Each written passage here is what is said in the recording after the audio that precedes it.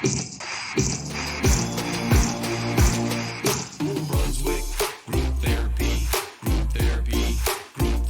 Podcast, Group Therapy.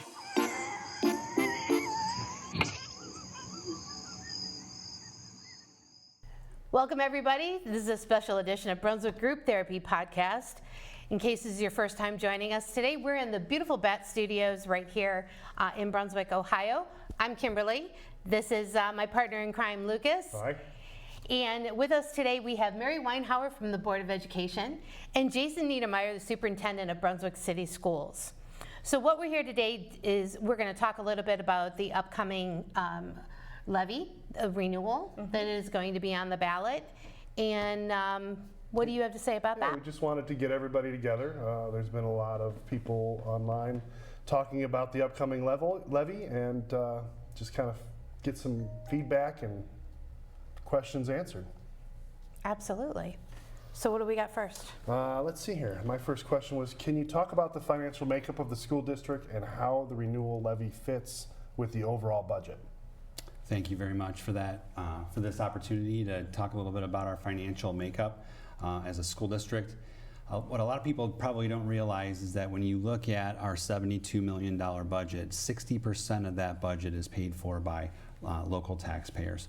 39% of that budget comes from the state of Ohio, and then we have a 1% sliver that comes from the federal government. That's your title programming, and that money comes to us based on the percentage of students that are free and or reduced lunch applications. So plays into the poverty, and our district is currently 20.4%. So back to that 60% of our levy, that pie piece is primarily made up of 5 emergency levies. We don't like the term emergency because the feedback that we get from the community is, why is there always an emergency? Is there something on fire? I can tell you that term is statutory. It carries with it a negative connotation, but it simply means that it collects a finite dollar amount over a finite period of time. So this particular renewal was originally passed in 1994. It collected $3.2 million. Here we are 30 years later, and it's going to collect $3.2 million over a 10-year period. So, when we talk about the history of our school district in terms of funding and finances, we go back to, if you go to our 5-year forecast, you can go back to the early 80s where we have a graphic that will show you all of the different kinds of levies that the district has tried to work with the community to help support the schools. Very early on in the mid 80s, you'll see that the leadership at the time were asking for continual levies. A continual levy is a levy that once taxpayers agree to pay that, they're paying that for till the end of time, forever. And as you can imagine, that did not resonate well with the community at that time. So it came to be decision time. Like, what were they going to do? They needed to raise money to help support the operations of the district. And that's when they decided to go for an emergency levy. So again, emergency levy collects a finite dollar amount over a finite period of time. And the community seemed to rally around that, to accept that, and basically it allows for the community to affirm the job that this school district is doing. And we like to look our taxpayers in the eye and say that we're doing the best job that we can with the funds that you are providing to us. I'm really excited about the results that we've been getting recently on the state report card. And I think it's, from a value proposition, we're doing a great job. We've spent a lot of time, Mrs. Weinhauer and I, in trying to talk to our staff, talk to our community about really the talking points around this renewal. We've really focused on making sure that taxpayers understand this is not a tax increase. These monies go to help support the operations that we have in the district right now. Another talking point that we make sure our employees understand is that these monies directly impact students. And then lastly, the passage of this levy will provide some financial stability for the district. I can tell you, we understand that ballot fatigue is an issue and there's a story behind that, but here's what we know. If we're successful 56 days from today, we're not going to be back on the ballot until 2028. And I can tell you that we welcome that because It's a big sigh right there. it's a lot of responsibility to make sure that we inform the community so that they can make informed decisions at the ballot box. And 2028 would be a renewal also. It would Correct. be. Yeah, so what you're saying is the renewal will only continue the same amount of dollars that you've been receiving all along. That is correct. Okay. I have a question. We have a few. Lucas and I came up with a few. How does the levy renewal impact property taxes for local residents? And because there's more houses and residents going in, does this amount per property change? Yes, so that's a great question. We've been working with the auditor's office to understand the average appraised value of a home in Brunswick, Brunswick Hills, and a portion of Hinckley Township. We've learned that number is about $241,343. We know that this levy is currently cost the person that lives in that home $12.32 a month. I can tell you that the story that I like to try to make it easy for people to understand is back in 1994, say there were 100 houses in Brunswick, and those 100 houses were paying on this $3.2 million renewal levy. Here we are 30 years later, and there's 1,000 houses in Brunswick. So the amount of money that the amount that taxpayers pay to raise that $3.2 million has decreased significantly over the past 30 years. So Because regardless of how right. many houses, you'll get the same amount, but people will be paying less because there's more houses. More people are not paying into the same amount. Right, we're all sharing that $3.2 million burden together, and there are more of us to share that now than there were 30 years ago. That's explained well. Thanks. Yeah, that is. Let's see. How does the levy renewal impact the district's ability to maintain current programs and services? So this money will allow for us to continue to do what we're doing right now. It will continue to support the programming that we have in place. This $3.2 million represents approximately 4% of our budget. When you talk about it being in year one, if we were not to be successful, you would lose $3.2 million. That's pretty significant, but when you think about the hole that creates over time, it would be $3.2 million in year one. You're looking at a $6.4 million hole in year two, and if you extrapolate that out, that's a pretty significant impact on our district. So again, this money will help us to just provide the current level of services that we are offering to our families. Okay. Can you explain the 12.5% tax credit associated with this levy? So does that mean that of the 3.2 mil that the levy raises, does the state pay, like 380,000 of it, or how does that work exactly?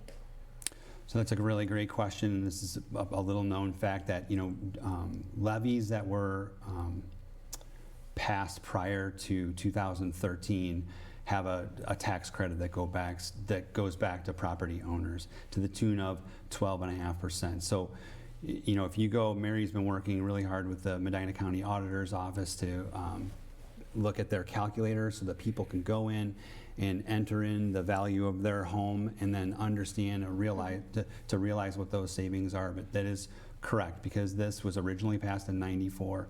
The residents are currently realizing a 12.5% tax credit on this levy. So just to add to that, like Jason alluded to, that the property tax calculator that the auditor has been working on and is now on the homepage of the auditor's website, it's not perfect for our purposes, but it's good. It allows you to go and find that real assessed value, auditor's assessed value, on one site or one page of his website, and then plug it in to that calculator. Market value, what you can sell your house for, is not the same value as what you are taxed on, and that is a huge misnomer. And so if you really want to know what this costs you, then you have to go to the property search, do the property search on the auditor's website and find the right value. Then go back and plug that in, and it'll tell you exactly what you're paying for this levy. There's an asterisk to that though. It doesn't currently show the 12.5% deduction. There is a little, we're working on it, and it's very difficult for them, and they've been wonderful with us to let people know that there is just a little asterisk on their disclaimer on their calculator saying, by the way, you're actually paying 12.5% less than what this calculator shows. Also, this is the last time that we have. This is our last chance to pass this levy and keep it as a renewal levy. If it doesn't pass on November 5th, then it ceases to exist, it drops off our books, and we lose the ability to collect that 12.5% tax credit from the state. So any time that we can get the state to pay a portion of our funding, it's a good day. Right. We do not want to lose, we don't want to give away state money. Right. I bet the state would like that because I bet the state would love that. they don't offer that tax credit anymore, right? No, You'd go they for a new don't. levy, that, Correct. we're paying the full amount forever. Correct. Wow, Yeah. that's really important. When was the last time the district passed a new operating levy that has asked the voters for an increase in operating expenses? So I'm glad you used the terminology new operating levy, because the challenge is, with the number of times that we've been on the ballot, whether it be a bond issue or an emergency levy or new money, all of those things carry with it, a different meaning. Back in July of 2019, the district was looking at their 5-year forecast and realized that it was time. It had been, at that point, it had been 13 years before they had asked for new money from the community, which that's a long stretch. Typically, when you ask for new money, you can promise the community that you're going to make it last 5 to 7 years. Our district made good on that promise to the tune at that point for 13 years. Unfortunately, we were not successful in November of 19. Or the spring of 20 or November of 20. Thankfully, we were successful in the spring of 21. So the last time that the district asked for and received new money was May of 2021. Which is quite impressive because the cost of everything is going up. Repairs, supplies, and you're able to operate within that budget. Right, but that's really just emphasizes the importance of a renewal levy, right? Because if we can pass a renewal levy and not increase taxes, this levy is the difference between financial stability and financial uncertainty. And we never want to get over in this territory. Wow, that's a really strong way to look at it. It really, really is. Are there any new initiatives or investments planned if the levy renewal is approved that may not occur if it fails? There are not. I mean, this renewal goes to support what we're doing right now.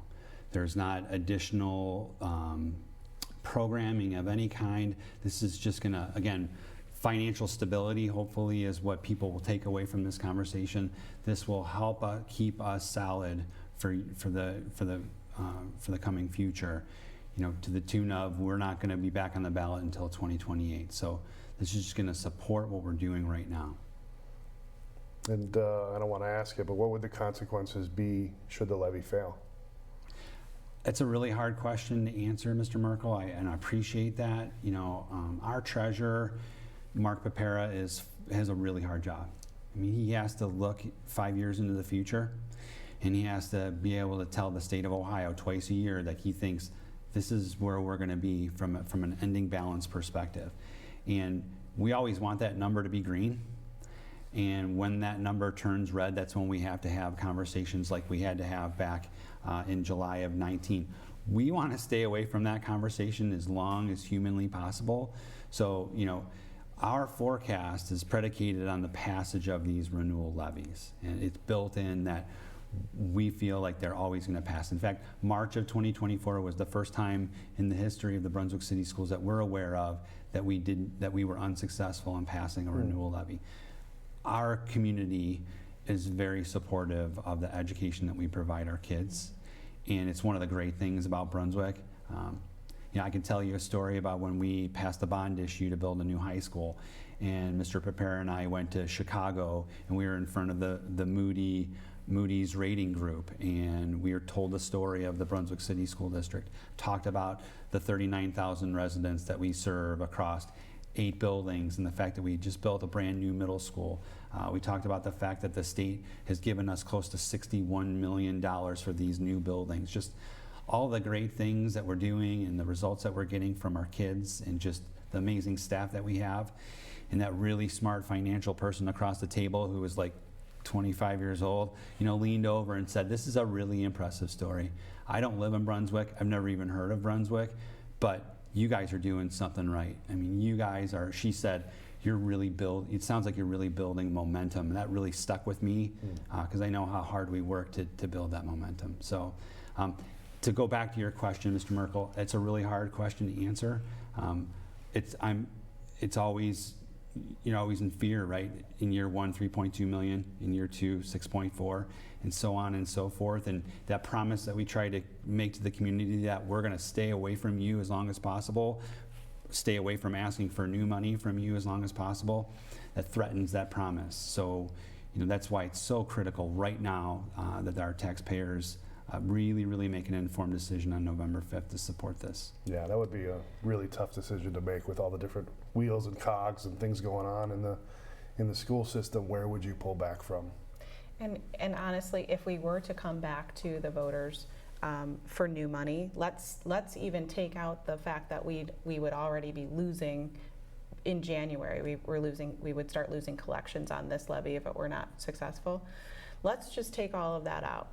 If we wanted to go for the same amount of money to raise the $3.2 million, and we had to go for a new levy, we're all going to end up paying more for that same $3.2 million because we've lost the 12.5% the taxes that the state is kicking in.